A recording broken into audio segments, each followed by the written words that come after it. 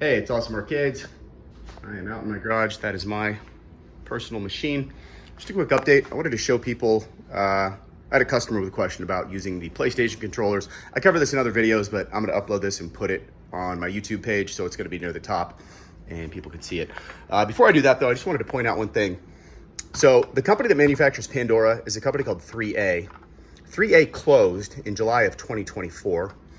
Now, apparently when they closed, somebody left Pandora and they went over to a competing company called Saga. And they took the software with them because they are now making the Pandora Saga, which is the exact same software that used to come in the DX. The only difference is on the original Pandora board, there were two USB ports. You had one for the trackballs, and this one is for an external USB stick where you could, it says storage there. That's where you are able to download and add games from a couple of different consoles like Nintendo, Super Nintendo, PlayStation. So it has 3,000 games already included, pretty much every arcade game ever made between like 1980 and 2003. But they are arcade games. If you wanted to download console games like Nintendo, Super Nintendo, PlayStation, you would put them on a USB stick and put them here. On this board, which has a white case, it only has one USB port on the back. And so you can go on Amazon and get one of these multi-port USBs, and that allows you to plug in the track. So you need the USB port there for the trackballs. In addition, now you can do the external PlayStation controllers and the USB stick. So I'll just show you over here, this setup that I've got going on. So there's the board, how it's plugged in, and then here is, and again, this is covered a lot more in other videos, but this machine has three trackballs. All three trackballs plug into this little card here. And then from this card, there is one black cable that plugs in via USB. And so all three trackballs are plugged into the first port here. This is an external PlayStation controller, player 1, player 2, and then those are my downloaded games. So I'm just gonna turn this on and show you. And I like this particular USB external because you can turn them off and on just by pushing the button. The blue light turns off and then it deactivates that if you just want to turn them off. So, all right, so we'll fire this guy up here. I'm gonna close the lid just because there's a glare. But one thing I'm gonna show you is how to map. I have a gentleman that's having a hard time. So you can set up these external PlayStation controllers. So you could play with up to 4 people at the same time. And you could do player 1 and player 2 on the arcade, and then player 3 and player 4 on the external controllers, or any combination therein. You could make this player 1, this player 2, this player 3, this player 4, or any variation. So the first thing you're gonna do is you're gonna press the setup button. So there's a setup button on the side of the board. I like to use mine that's in the cabinet. It's on the reverse of this. If you open the coin door on the front, you'll see it, but a little hard to see with that little red button there. So we're gonna push that. It's gonna take us into the setup menu. So once you're in the setup menu, you're gonna come down, let me shut this for the glare. Using the joystick, I'm gonna come down to system configuration. You're gonna press A, obviously A, B, C, D, E, F. So A to get in. And you'll come down here to gamepad setting, and that's where you can see how you make those changes. So right now, it's player 1 and 2 are the arcades.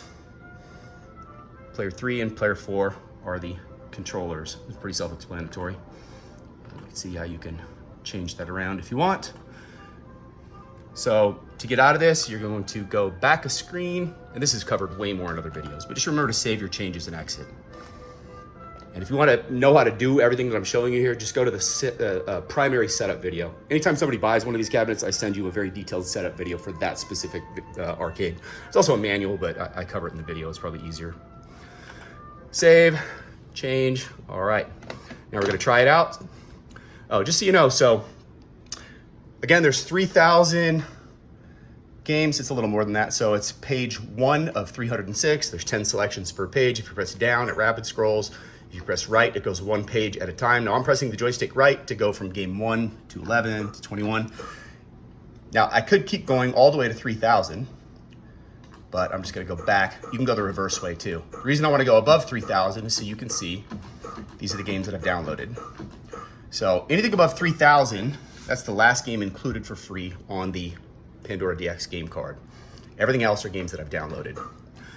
So there's Paperboy. Now, this is covered more in other videos. If you're interested in how to do this, just let me know. But when you go to download the games themselves, there's two files. There's going to be the actual game file, and then there's a video that shows you a preview. Now, this memory stick that I have isn't very big, so instead of filling it up with video files, I didn't download the preview for every game. On this one I did, just as a proof of concept. So that's the little preview video that you get with the actual game file. But you'll notice on some of them, it's not going to show a video. Anyhow, these are the games that I've downloaded: Paperboy, Spy Hunter, Gauntlet, Punch-Out, Zelda, of course. And you'll notice that it is not populating with a video of Zelda. Again, that's because I didn't download the preview. But let's just open Zelda so you can see what it looks like. And the cool thing is, even though it's a downloaded game, you can still save your progress. So if you're playing a game, when you press and hold the start button, which I'm gonna do here, this is just how you exit a game on any game. Press and hold the start button, you can continue, exit, or you could save your progress, or you could load up your previously saved point.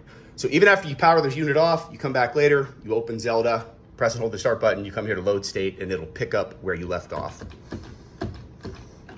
Okay.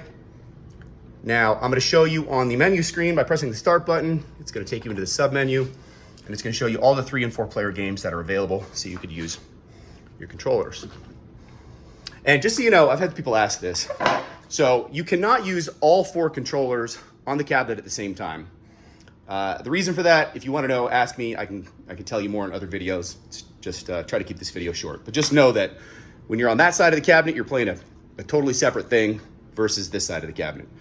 And so if you're curious, you just press the B button, and the screen is going to flip from this, which is called the horizontal orientation, over here to the vertical orientation. Once you're over here, that is completely independent from anything going on over there. All right. But you can use the PlayStation controllers on this side as well if you wanted to. We're gonna go ahead and flip back to the other side. Again, just pressing and holding the B button. So we're gonna go over here to Ninja Turtles. Press the A button to start.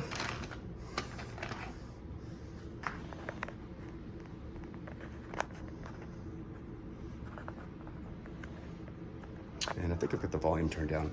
Okay, so I've pressed start on the 1 player. You can see he's now got a credit there. We're gonna press the 2 player start button, which is back here. Now, we're gonna come over here. Oh, I accidentally hit the start button. It's all right, we can still load it. Once the game is going, I'm gonna press start on these 2, and then you'll see the 3rd and 4 player controllers engage. So let's get through this preview screen. All right, so we're gonna press start for 2 player. And we're gonna press start for the PlayStation. And the last one, it says insert coin. We are go. So all 4 controllers now are actionable. And there we go. So PlayStation controller is moving this guy around. PlayStation controller is moving that guy. Player 2 joystick, and player 1 just got killed, but there's player 1. So player 1 joystick, player 2 joystick, player 3 controller, player 4 controller. 4 players at the same time. If you have any questions, let me know.